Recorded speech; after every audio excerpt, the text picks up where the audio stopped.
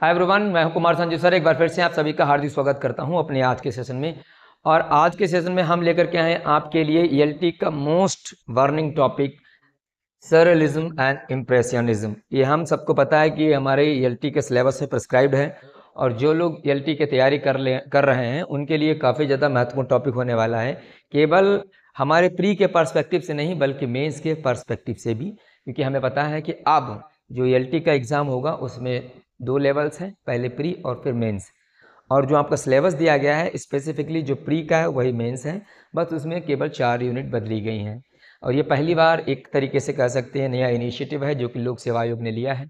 तो हम आपको यहाँ पर प्री कम मेंस के साथ में इस टॉपिक को एक्सप्लेन करेंगे। और सपोज कीजिए कि अगर आपके मेंस में आता है तो आप कैसे इसको लिख पाएंगे, ये महत्वपूर्ण है। और प्री के कॉन्सेप्ट में मतलब प्री के अगर पर्सपेक्टिव से देखें तो कौन कौन सा वो डेटा है जो हमारे प्री में एमसीक्यूज के टाइम में पूछा जा सकता है।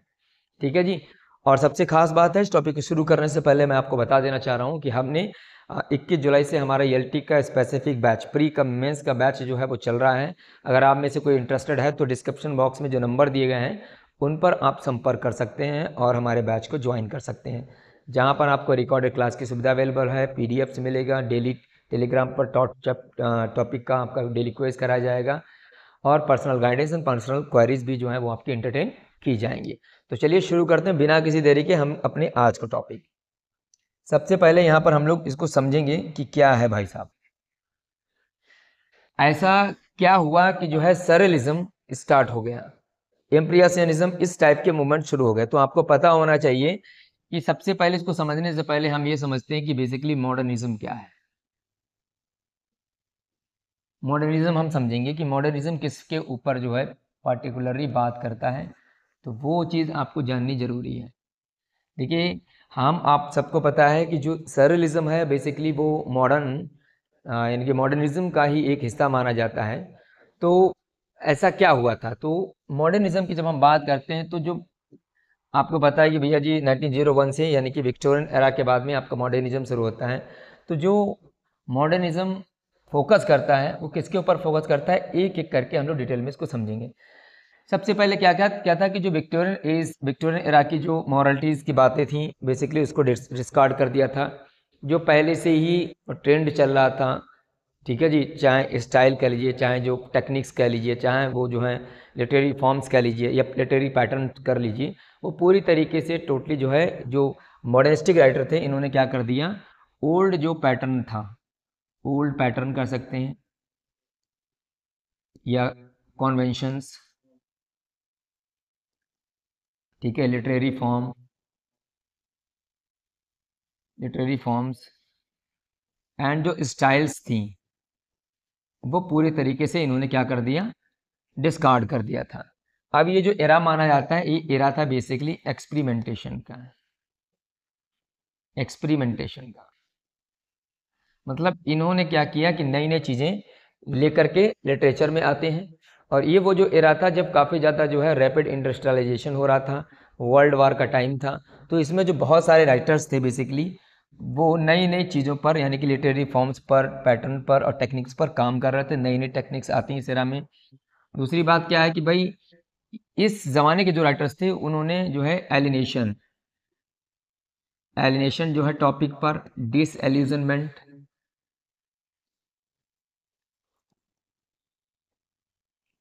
डिसएल्यूजनमेंट के टॉपिक पर उन्होंने जो है लिखना शुरू किया। ठीक है।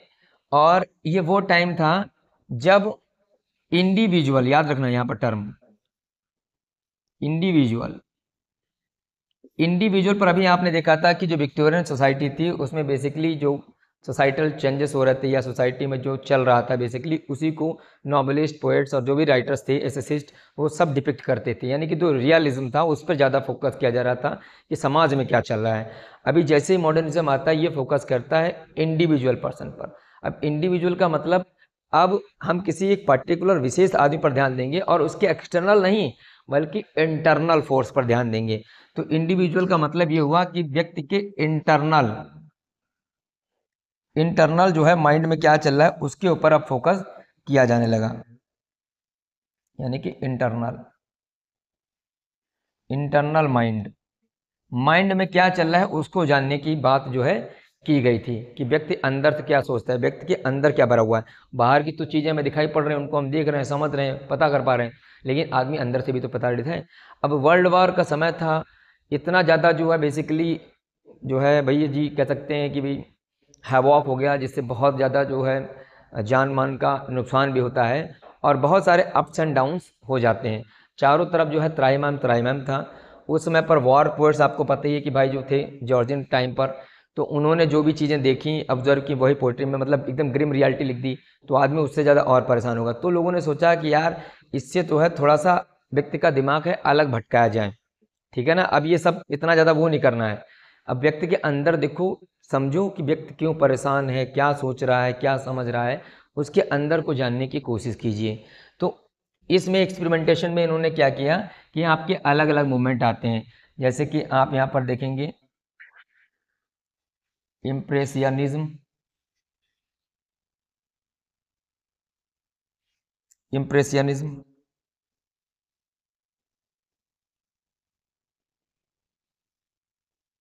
इम्प्रेसियनिज्म, सरलिज्म, ठीक है जी, एक्सप्रेसियनिज्म।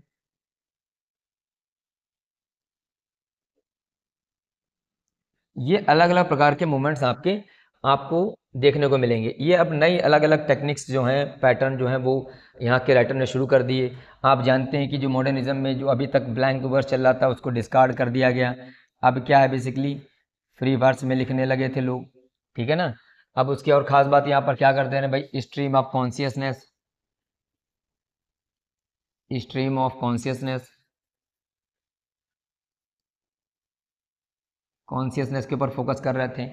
एब्सुर्डिटी, एब्सुर्डिटी मतलब अब्सुर्डिटी का मतलब जो है भाई इलॉजिकल चीज़ें जो हैं अब रिप्रेजेंट की जा रही थी। इलॉजिकल चीज़ों के माध्यम से व्यक्ति के जो मनोदशा है उसके बारे में बताया जा रहा था। ये वो टाइम था जब साइकोलॉजी भी चरम सीमा पर थी, यानी कि जैसे फ्रॉडियन कॉन्सेप्ट आता है चीज़ें बदल जाती हैं। पहले लोगों को जो है पता नहीं था, अब जैसे फ्रॉडियन कॉन्सेप्ट आता है भाई, साइको एनालिसिस जो थ्योरी है वो इंटर करती है लिटरेचर में, तो लोगों का एकदम आउटलुक पर्सपेक्टिव बदल जाता है चीज़ों को देखने का। अब लोग व्यक्ति के व्यवहार पर ध्यान देने लगते हैं कि आदमी आजकल ये गुमसुम बैठा है तो क्यों बैठा है भाई, इतना ज़्यादा सोसाइटी से अलग हो रहा है, एलिनेट कर रहा है तो क्यों कर रहा है। इसको जानने की कोशिश की जा रही है कि भाई कोई भी व्यक्ति एक दिन में ऐसा नहीं होता, उसके पीछे कुछ ना कुछ रीज़न रहा होगा जिसके कारण वो उस टाइम पर दैट पर्टिकुलर जो है बिहेवियर कर रहा है। तो उस बिहेवियर को जानने की कोशिश की गई। अब ये कब कब आप जान पाएंगे, जब व्यक्ति के व्यवहार को अध्ययन करेंगे, उसके माइंड को अध्ययन करेंगे, तब आपको पता लगेगा कि ये ऐसा क्यों है। तो इन सब चीज़ों जो हैं, ये जो मॉडर्निज्म था उसमें अलग अलग प्रकार की टेक्निक्स, फॉर्म्स एंड स्टाइल्स आ गई, ठीक है, जिसके कारण अलग अलग हैं जो भाई साहब मूवमेंट्स, लिटरेरी मूवमेंट्स, ठीक है, आर्टिस्टिक मूवमेंट, कल्चरल मूवमेंट शुरू हो गए। उनके थ्रू जो है लोगों को जानने की कोशिश की गई। उनमें से ही हमारा एक आता है ये इम्प्रेस जो है सरलिज्म। अब हम लोग सरलिज्म को देखते हैं कि सरलिज्म क्या है बेसिकली, इसको पहले समझेंगे और बाद में हम लोग अपनी पीडीएफ फाइल की तरफ बढ़ेंगे, ठीक है जी। तो सरलिज्म क्या है बेसिकली आपको समझना है। सरलिज्म नंबर 1 पे आपको ध्यान रखना है भाई साहब, ये एक आर्ट मूवमेंट था, चाहे सरलिज्म हो, चाहे इम्प्रेशनिज्म हो, या फिर आपका एक्सप्रेशनिज्म हो, ये सारे के सारे आपके बेसिकली आर्ट ही मूवमेंट थे, यानी कि आर्ट एंड पेंटिंग से ही आए थे। बाद में लोगों ने इसको जो है लिटरेचर में भी इंक्लूड कर दिया। तो सरलिज्म की हम बात करते हैं, इसकी शुरुआत जो है बेसिकली कहाँ से मानी जाती है, 1920 से फ्रेंच में मानी जाती है, फ्रेंच, ठीक है। नंबर 2 पे ध्यान रखना है, इसके फादर कौन है, तो आपको याद रखना है आंड्रे ब्रेटन। आंड्रे ब्रेटन का एक वर्क आता है 1924 में, सरियलिस्ट मैनिफेस्टो, ठीक है। वहीं से जो है आपकी सरलिज्म की शुरुआत हो जाती है। तो जो सरलिज्म आप यहाँ पर देख रहे हैं, it is a combination of two words, sur plus realism. अब इस बात को समझिएगा, ये सर प्लस रियलिज्म क्या है। देखो सर का मतलब आप कह लीजिए फेक, ठीक है, यानी कि झूठा, और रियलिज्म का मतलब आप समझ रहे होंगे रियलिटी। यानी कि मतलब ये जो सैरिलिज्म था बेसिकली उसको कुछ भी मतलब नहीं था रियलिज्म से, कि सोसाइटी में क्या चल रहा है क्या नहीं चल रहा है, उस पर हमें कतई ध्यान नहीं देना है। ठीक है, इसमें क्या होता है, आदमी को अपने मन को बेसिकली कह सकते हैं शांत करने के लिए जो फेक चीज़ें हैं हम, या फिर जो हमारे मन को अच्छी लगती है, हम सिर्फ उस पर भरोसा करते हैं, चाहे वो सत्य हैं या नहीं है, हमें इससे मतलब नहीं है। जैसे फॉर एग्जांपल आप एक चीज़ समझिए, जैसे साउथ मूवी देखते हैं, साउथ मूवी में आप देखते हैं कि एक आदमी, एक हीरो जो है 100 गुंडों को मार दे रहा है, लेकिन हम आप सभी जानते हैं कि वो चीज़ सत्य नहीं है, लेकिन फिर भी हम उसको देखते हैं और एंजॉय भी करते हैं। कारण क्या है कि हम अपने अपने जो है माइंड से क्या हमें वो चीज़ लगती है। अब उसमें क्या लॉजिक है, क्या रीजनिंग है, क्या रेशनलिज्म है, उसको मत, उससे मैं लेना देना नहीं है, क्योंकि सरलिज्म जो है बेसिकली रियलिज्म को, लॉजिक को, रीजन को, रैशनल को मानता ही नहीं है, इसे उससे मतलब नहीं है। ठीक है जी, तो ये आपको समझना है कि सरलिज्म का मतलब है कि रियलिटी से उसका कोई लेना देना नहीं है। ठीक है, रीजन लॉजिक उससे कोई मतलब नहीं है। तो इसकी जो है फीचर्स हम लोग एक बार यहाँ पर देख लेते हैं, फीचर्स क्या क्या हैं फटाफट। ये की पॉइंट्स थे जो मैंने अभी आपको यहाँ पर बताएं, जो हमारे एग्जाम के लिए इंपॉर्टेंट है कि कब इसकी शुरुआत होती है 1920s में, किस वर्ग के साथ, तो सरलिस्टिक मैनिफेस्टो हो जाएगा, कौन इसका फादर है तो अंडरवेटन हो जाएगा, किस कंट्री से शुरुआत होती है तो फ्रांस से होती है। अब हम इसकी फीचर्स देखते हैं, सरलिज्म की फीचर्स हम आपको यहाँ पर बता दे रहे हैं। नंबर आपको यहाँ पर ध्यान देना है, देखिए ये बेसिकली इलॉजिकल है। ठीक है, दूसरा ये ड्रीम इमेजरी, ड्रीम इमेजरी। अब ये एक एक करके आपको एक्सप्लेन करूंगा कि क्या है ये ड्रीम इमेजरी। ऑटोमेटिज्म, चौथा आपका भैया जी अनकॉन्शियस माइंड, अनकॉन्शियस माइंड इस पे फोकस करता है। पांचवा है आपका एब्सुर्डिटी,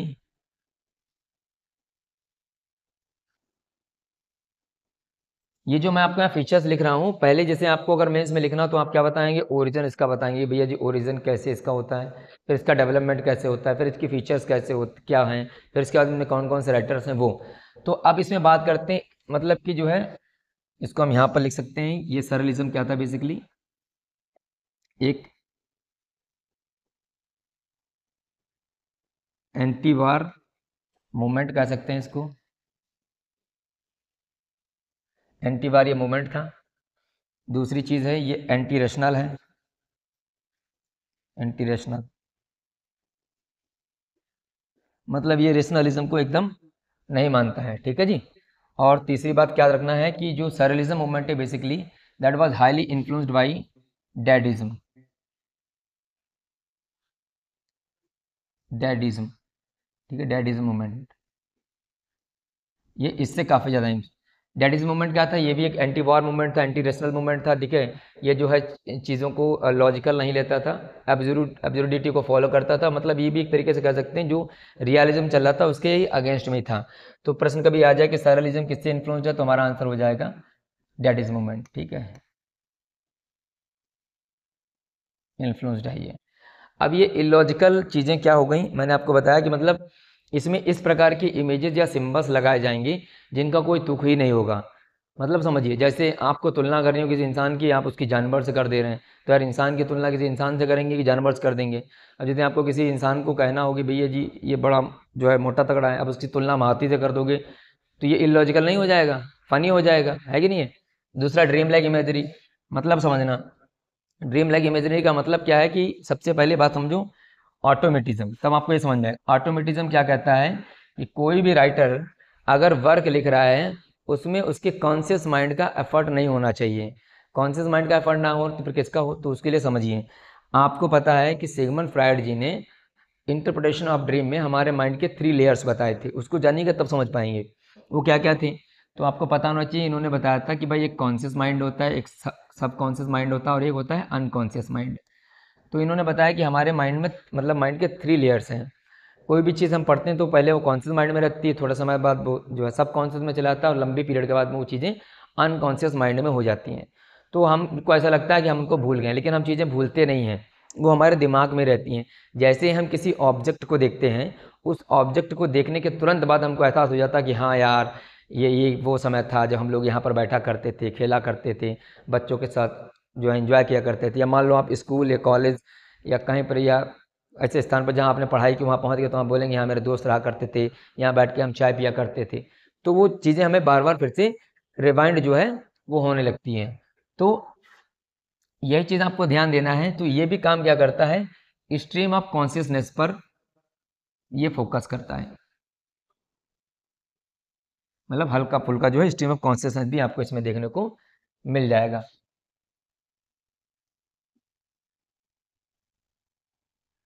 हालांकि इसका सबसे ज़्यादा जो आपको मिलेगा वो इम्प्रेशनिज्म में आपको देखने को मिलेगा। तो अब इन्होंने जब बता दिया तो इन्होंने कहा कि भाई जो ये सरलिज्म है बेसिकली ये बात करता है कि हमारा जो अनकॉन्शियस माइंड वो क्या सोच रहा है। अनकॉन्शियस माइंड का मतलब आपने कोई ऑब्जेक्ट देखा और आपको जैसा लगा एज इट इज़ वो आपने उसको सही मान लिया बिना अपना दिमाग लगाया कि ये चीज़ अच्छी है या बुरी है ना। तो राइटर ने वही कहा कि भाई साहब जैसे आपका अनकॉन्शियस माइंड है, मान लो आप सो रहे हैं, आप सोने में हमारा माइंड अनकॉन्शियस हो जाता है, हम सोचते नहीं।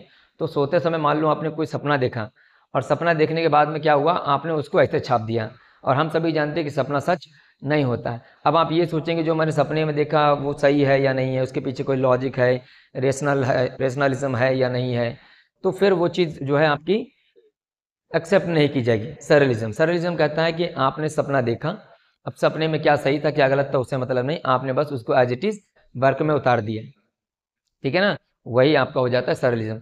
जैसे आपने सुना होगा एसटी कॉलेज ने कुबला खान लिखा था, रात में सपना देखा और सुबह लिख दिया।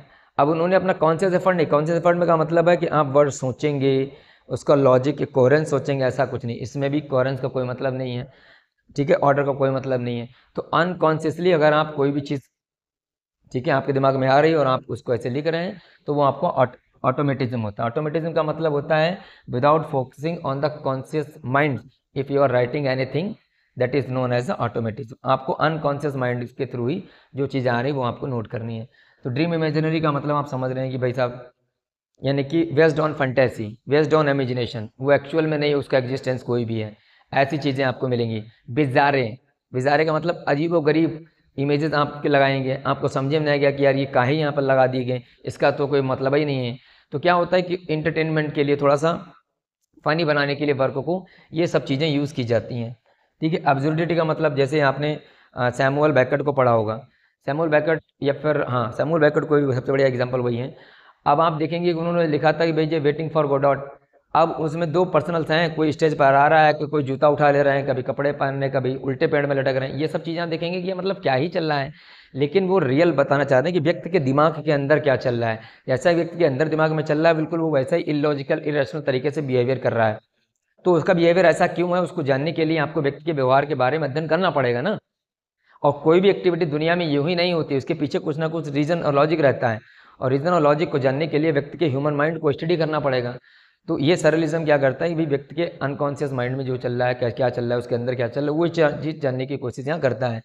तो एब्सोल्यूटिटी में क्या होता है भाई, हम देखते हैं कि वो एग्जिस्टेंशलिज्म की बात करते हैं कि हमारा जो अस्तित्व है इस धरती पर ये क्यों है, ठीक है ना, और जो हम ऐसा काम कर रहे हैं, जो एक्टिविटीज़ कर रहे हैं वो क्यों कर रहे हैं, इसके पीछे जानना ही जो है ऑब्जर्विटी कहलाता है। तो ये मेन चीज़ें जो है इस पर फोकस की गई थी।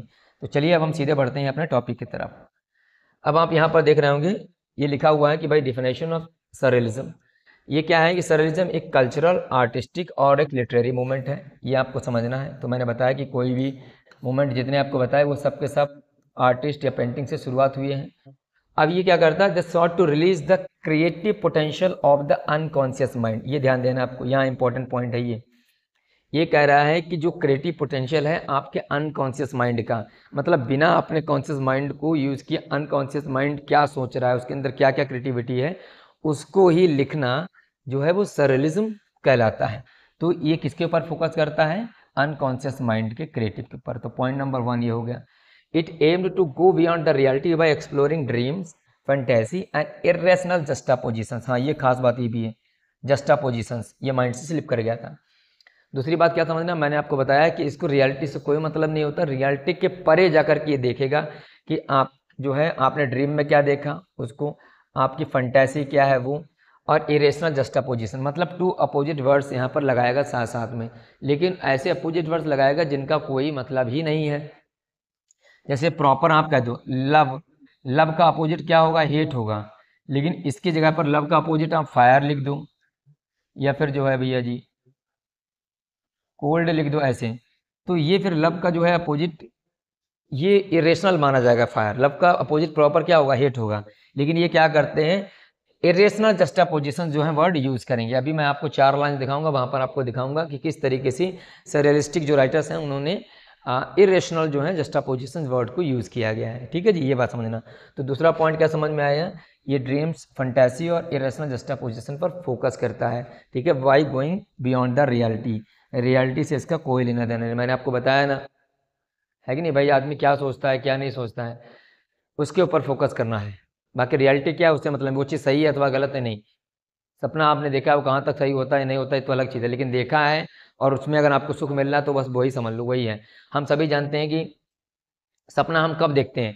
इंटरप्रिटेशन ऑफ ड्रीम में बताया कि जो भी हमारी सप्रेस इच्छाएं होती हैं, जो दमित इच्छाएं होती हैं, जो पूरी नहीं हो पाती, कभी हकीकत में जो है सामने नहीं आ पाती हैं, वही हम सपनों में देखते हैं। तो जो दमित इच्छाएं हैं वो हमें सपनों में दिखाती हैं, सपनों में वो हमें रियल रूप में दिखती हैं। क्यों? क्योंकि वो व्यक्ति के अंदर ऐसा चल रहा होता है, मन में चल रहा होता है। तो आदमी बोलता नहीं, अगर कहीं बताओगे नहीं तो मन का वजन हल्का हो जाएगा, कहीं बता दोगे, नहीं बताओगे तो अंदर ही अंदर कूड़ जाओगे आप, चिंता आपको खा जाएगी।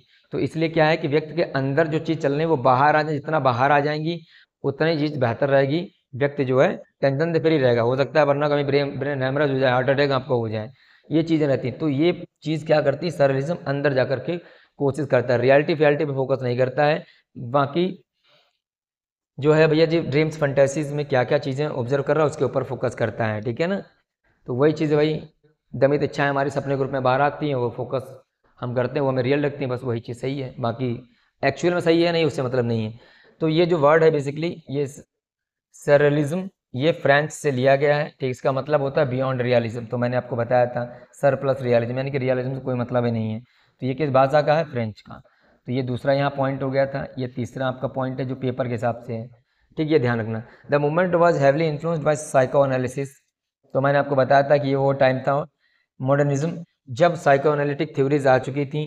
तो पूरा का पूरा जो है ये आपका सरलिज्म ये साइको एनालिटिक थ्योरी पर बेस्ड है। ठीक है, और ये क्या करता है, and challenge established norms logic and rationality. तो मैंने बताया ना एंटी रेशनल पोइट मतलब जो ये मूवमेंट है, इसमें आपको अपने खुद का दिमाग नहीं उछाड़ना, जो चीज़ सही है वो सही है, बस खत्म कहानी। हमको अच्छा लग रहा है तो लग रहा है, तुमको नहीं लग रहा है तो ना लगे। ठीक है ना, हमको प्लेजर मिल रहा है तो मतलब हम बस सही है, बस खत्म। अभी बाकी वो रियलिटी पीछे नहीं भागना है, लॉजिकल चीज़ें हों या ना हो उससे मतलब नहीं है, बस सही है तो सही है। ठीक है, इस पे फोकस करता है। अब ये मैंने अभी आपको बताया था कि भैया जी इसका जो है सरलिज्म का प्रिकर्सर कौन सा मूवमेंट है, तो डैडिज्म। ठीक है, डैडिज्म मूवमेंट इसका प्रिकर्सर माना जाता है। पॉइंट नंबर 4 हो गया। आपसे बोला जाए कि which of the following movement highly influenced surrealism, तो आंसर हो जाएगा डैडिज्म। डैडिज्म क्या था, ये बेसिकली ये during the first world war के शुरू होता है ये। ठीक है जी, तो 1924 के बीच में ये है। और सरलिज्म इवोल्व आउट ऑफ डैडिज्म, मतलब सरलिज्म की जो शुरुआत होती है वो डैडिज्म से ही मानी जाती है। ठीक, ये क्या था, एक anti art and anti war movement था, मैंने बताया था। ठीक है, born in reaction to the horror of the world war first. तो मैंने बताया ना अभी कि वर्ल्ड वॉर फर्स्ट में इतना ज़्यादा नुकसान हो चुका था लोगों का कि वो मॉरली डिग्रेडेड हो गए थे, स्पिरिचुअली डेड हो गए थे। उनके जो है चारों तरफ डिसअपॉइंटमेंट और डिसल्यूजनमेंट था, लोग सोच ही नहीं पा रहे थे कि क्या है क्या नहीं है। तो उस टाइम पर आदमी को राहत देने के लिए ये चीज़ जो है चालू की गई थी। तो डैट इज क्या करता है, ये लॉजिक चीज़ों को रिजेक्ट करता है, रीजन को भी और एस्थेटिसिज्म को भी रिजेक्ट कर देता है। ठीक, और ये चीज़ सरलिज्म भी करता है। तो डैडिज्म के जो है भैया जी Tristan Tzara, Marcel Duchamp and Hugo Ball, ये डैडिज्म के हैं। हालांकि हमारे सिलेबस में नहीं तो हमें याद करने की कोई ज़रूरत नहीं है। अब influence of Freud, Sigmund Freud. तो पता ही है भैया सिगमंड फ्रायड की जो थ्योरीज हैं, मैंने बताया ना साइकोएनालिसिस और पार्टिकुलरली थ्योरीज ऑन ड्रीम। तो मैंने अभी आपको बताया था कि ड्रीम्स क्यों आते हैं। तो हमारी जो सप्रेस्ड इमोशंस होती हैं, डिज़ायर्स होती हैं, कभी पूरी नहीं हो पाती, तो हमारे सपने के माध्यम से वो हमें पूरी होती हुई दिखाई पड़ती हैं और हमें उसमें प्लेजर मिलता है। अगर हमें प्लेजर मिल रहा है और एकदम व्यक्ति सही हो रहा है तो फिर बस ठीक है, वही सही है, बाकी तो सब फर्जी है। तो ये आपका लिखा हुआ है। ठीक है, इंटरप्रिटेशन ऑफ ड्रीम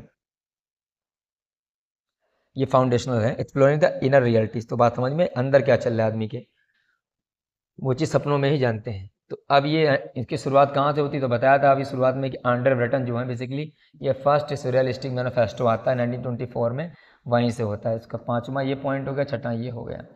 पहला ऐसा कौन सा सरियलिस्टिक मैनिफेस्टो था, तो आंसर हो जाएगा सरियलिस्टिक मैनिफेस्टो 1924 में आता है। ये हमसे सन पूछा जा सकता है। और दूसरा भैया जी अगर ये पूछ लिया जाए कि इसके फादर कौन है तो आपको पता होना चाहिए, एक फ्रेंच पोएट हैं, ठीक है, और इन्हीं को जो है फादर माना जाता है, फाउंडर माना जाता है। ठीक, ये तो बता ही दिया, फर्स्ट रियलिस्टिक मैनिफेस्टो। अब इसमें हम लोग देखते हैं भैया जी, ये बेसिकली शुरू कब होता है, तो मैंने आपको शुरुआत में बताया था, ये फ्रांस में शुरू होता है 1920s में, ठीक है जी। और इसके जो है कुछ कुछ मैं आपको राइटर्स बता दे रहा हूँ। इसकी जो मेन फीचर्स वो यहाँ पर लिखी हूँ, ड्रीम इमेजरी यानी कि depicting visions, fantasies and inner landscape. आदमी के अंदर क्या चल रहा है उसके ऊपर फोकस किया गया है। ऑटोमेटिज्म यानी कि writing spontaneously without conscious control, मतलब लगातार आप लिख रहे हैं लेकिन अपने दिमाग का प्रयोग नहीं कर रहे हैं, मतलब अनकॉन्शियस माइंड का यूज़ कर रहे हैं, तो वो ऑटोमेटिज्म होता है। ये वर्ड आ सकता है, इंपॉर्टेंट लगा लेना फीचर्स। क्वेश्चन आएगा which of the following feature is not associated with surrealism, तो आंसर आपको लगाना है सररिज्म से कौन सी फीचर एसोसिएटेड नहीं है, तो ड्रीम इमेजरी है, ऑटोमेटिज्म है, जस्टापोजिशन मतलब placing unrelated idea side by side, मतलब दो ऐसे जो हैं अनरिलेटेड आइडियाज एक साथ में रख दी जाएंगे जिनका कोई मतलब ही नहीं होगा। सिंबोलिज्म यूज किया जाएगा, पावरफुल समटाइम पर्सनल और इरेशनल सिंबल्स लगा दिए जाएंगे। एब्सोल्यूटिटी बता दिया है, डिसगार्ड ऑफ लॉजिकल स्ट्रक्चर और नैरेटिव फ्लो, मतलब नैरेटिव फ्लो का मतलब समझ रहे हैं, इसमें नॉन लाइनर होगा। ऐसा नहीं कि कोई चीज़ें जो हैं मतलब एकदम ऑर्डर में चलेंगी, पहली इवेंट के दूसरी पे तीसरी, ऐसा नहीं होता है। ऐसा नहीं है भाई साहब कि एक साथ में चलेगा, नहीं, मतलब वो कहावत नहीं, ऐसा नहीं था कि हम अभी गरीब हो गए, नहीं, हम शुद्ध गरीब हैं, मेरे बाप गरीब थे, मेरे दादा गरीब थे और मैं भी गरीब हूँ, बात समझ रहे हैं। तो ये ऐसा नहीं है कि हम पहले सीधे चलेंगे फिर दायां मुड़ेंगे फिर दायां नहीं, हमारा कोई फिक्स पैटर्न नहीं है, हम नॉन लाइनर चलेंगे। आज पता लगे अभी दिल्ली की याद आ गई तो हो सकता है कलकत्ता की याद आ जाए, ऐसा नहीं कि हम दिल्ली में रहेंगे ना, कतई नहीं। तो इसमें समझ रहे हैं, विजारे आपको लगेगा विजारे मैजिकल जो है इमेजेस लगे, विजारे का मतलब होता है यूनिक। और एक बात याद रखना, गोलेम अपोलिनायर ने इसको सबसे पहले वर्ड को यूज़ किया था, तो याद है कि भैया जी सरलिज्म का वर्ड टर्म किसने दिया, तो गोलेम अपोलिनायर ने दिया था 1917 में। ये मोस्ट इंपॉर्टेंट पॉइंट है, ठीक है, ये पूछा जाएगा कि हु कॉइन्ड द टर्म सरलिज्म, तो गोलेम अपोलिनायर, ठीक, फर्स्ट यूज़ किया था इन्होंने, 1917 में बर्थ था लामेमेल्स डी टेरेसियास, ठीक है जी, ये मोस्ट इंपॉर्टेंट है, ये आपका हो गया। अब इसमें इसको समझेंगे, ये एक पोएम है फ्रीडम ऑफ लव अंडररिटन। अब मैं आपको इसमें दिखाऊंगा कि किस तरीके से जो है बेसिकली अनरिलेटेड आइडियाज जो हैं साइड बाय साइड रखे गए हैं, कैसे एक चीज़ को दूसरी चीज़ के साथ जो है कंपेरिजन किया गया। तो यहाँ देखिए, my wife's with the hair of wood fire. अब यहाँ पर देखिए हेयर की तुलना वुड फायर से कर दी है, मतलब कोई तुक है कि हेयर की तुलना वुड फायर से कर दोगे, अलग ही चीज़ है, अनरिलेटेड आइडियाज हैं। With the thoughts of a heat lightning, इनके थॉट की जो तुलना जो भैया जब हीट लाइटनिंग से कर दी गई, वेस्ट का जो है एक ओवर ग्लास से कर दिया गया, ठीक है जी। तो यहाँ पर देख रहे हैं कि अनरिलेटेड जो है मतलब आइडियाज रखे गए हैं, जस्टा पोजिशन, इलॉजिकल हैं, कोई मतलब ही नहीं है, तो ये आपका क्या हो जाएगा, सररिज्म की फीचर्स है। अब हम देख रहे हैं इम्प्रेशनिज्म। इम्प्रेशनिज्म को क्लाउड मोनेट की पेंटिंग से ही जो है इम्प्रेशनिज्म टर्म जो है लिया गया है, ये हमें ध्यान रखना है। इम्प्रेशनिज्म क्या कहता है, इम्प्रेशनिज्म जो है बेसिकली इम्प्रेशन से बना हुआ है। इम्प्रेशन, इम्प्रेशन का मतलब आप समझ रहे हैं प्रभाव। ये बेसिकली एक पेंटिंग या आर्ट पेंटिंग का मूवमेंट था।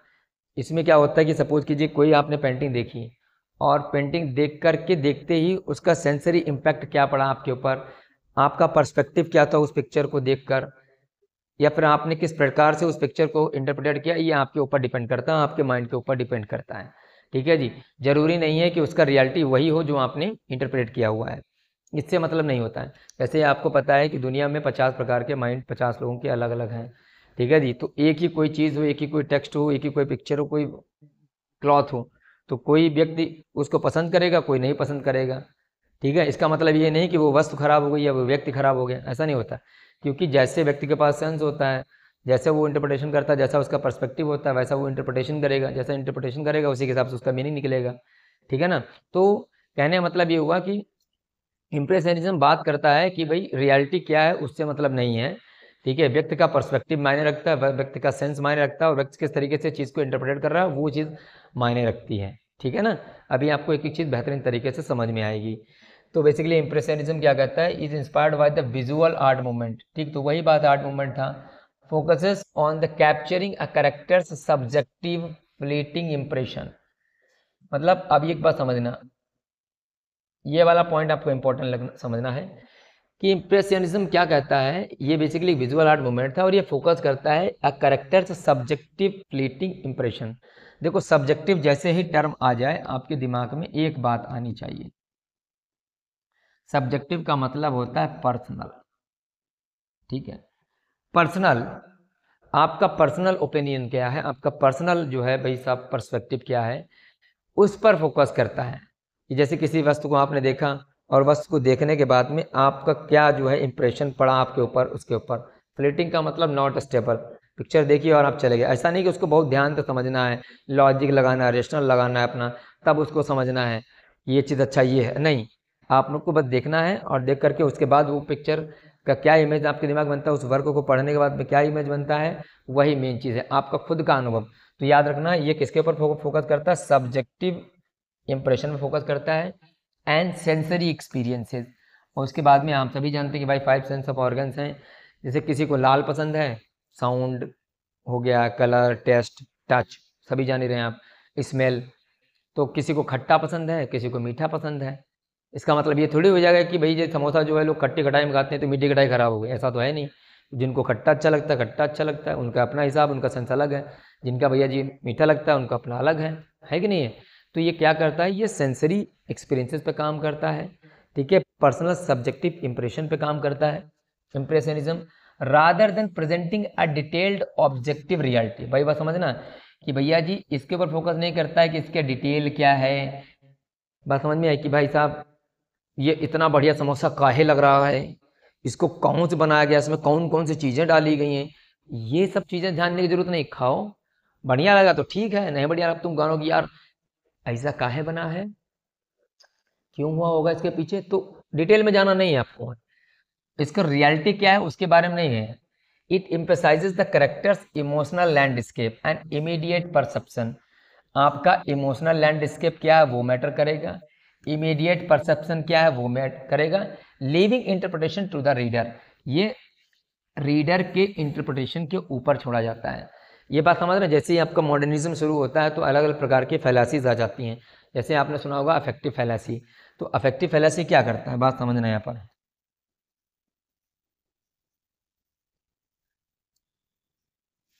अफेक्टिव फैलासी क्या था भाई, अफेक्ट का मतलब आप समझ लेना, मतलब प्रभाव से होता है।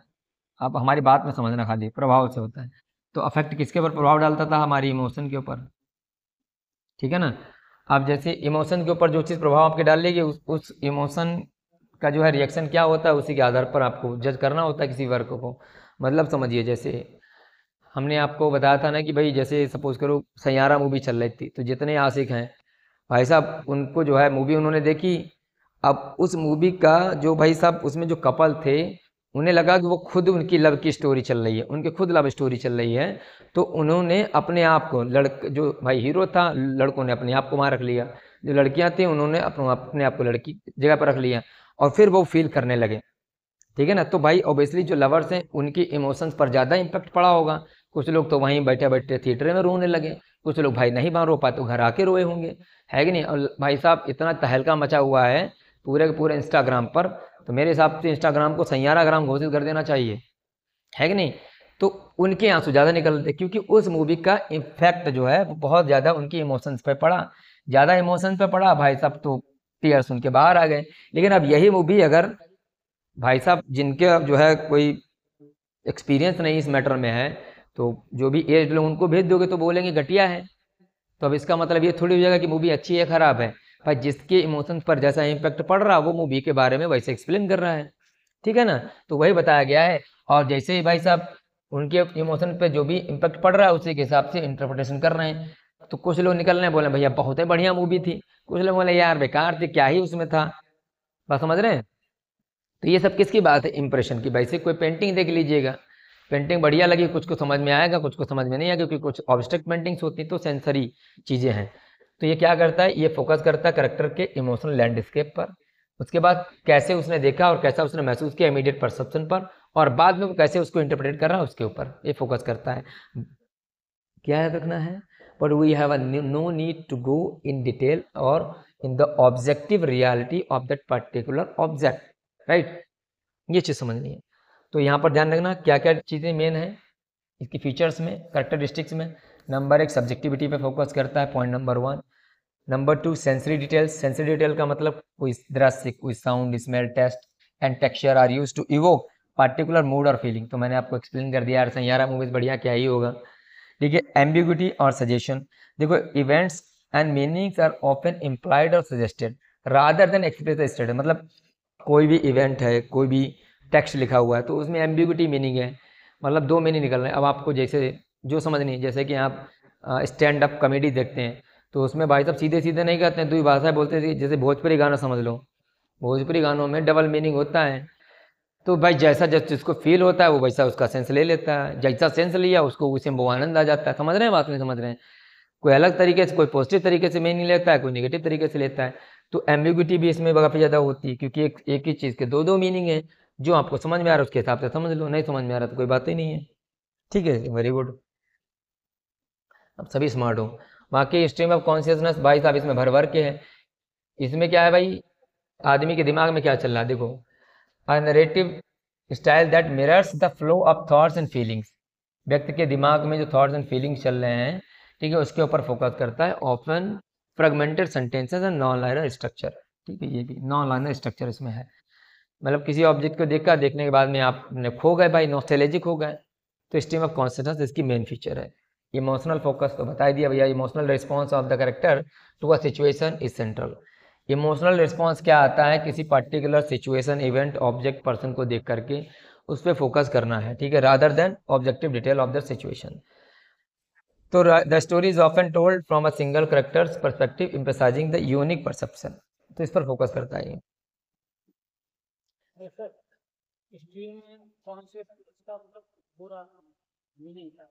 स्ट्रीम समझो, स्ट्रीम का मतलब होता है धारा, बात समझना, ठीक है।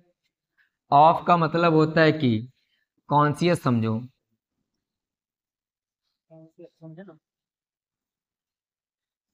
कॉन्शियस।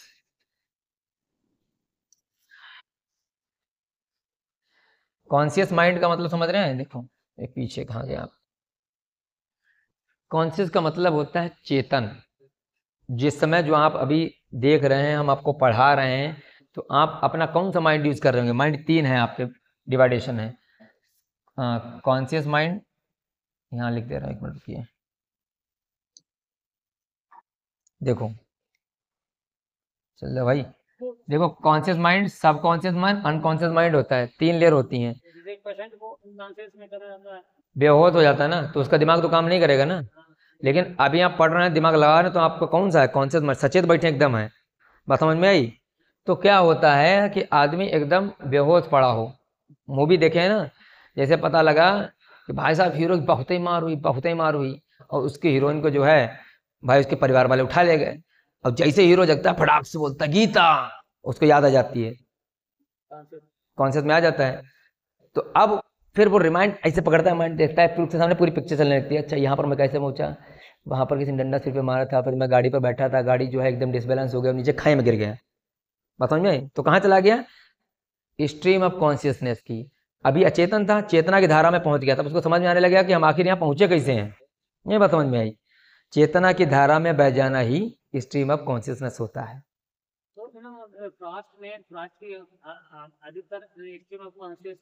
कौन सी फ्रॉस्ट? फ्रॉस्ट की कौनों किताब पोएम नहीं स्ट्रीम ऑफ कॉन्शियसनेस की, बताओ। वर्जीनिया वुल्फ हैं, हेनरी जेम्स हैं, विलियम जेम्स हैं। कौन? विलियम फॉकनर है। William Faulkner, the sound and the फरी। कहाँ नहीं मिलती हैं? अरे उसमें क्वेंटी होता है, पुराने पूरा जो है अपने स्कूल की कहानी पढ़ता लिखता है ना वहाँ पर। ऑक्सफोर्ड यूनिवर्सिटी में पढ़ रहा होता है। अब उसकी बहन कैसी थी, कैसे उसका परिवार था, पीछे उनके परिवार ने क्या किया था, वो सब याद करता रहता है। पूरा डिटेल में पढ़ेंगे तो समझ में आएगा आपको। बस समझ में आई? हाँ। तो यहाँ पर देखो, ये जोसेफ कॉनराड हो गए, इनका हेड ऑफ, ये एग्जांपल्स आपको समझना है कि कौन कौन इम्प्रेशनिस्टिक जो है राइटर्स हैं।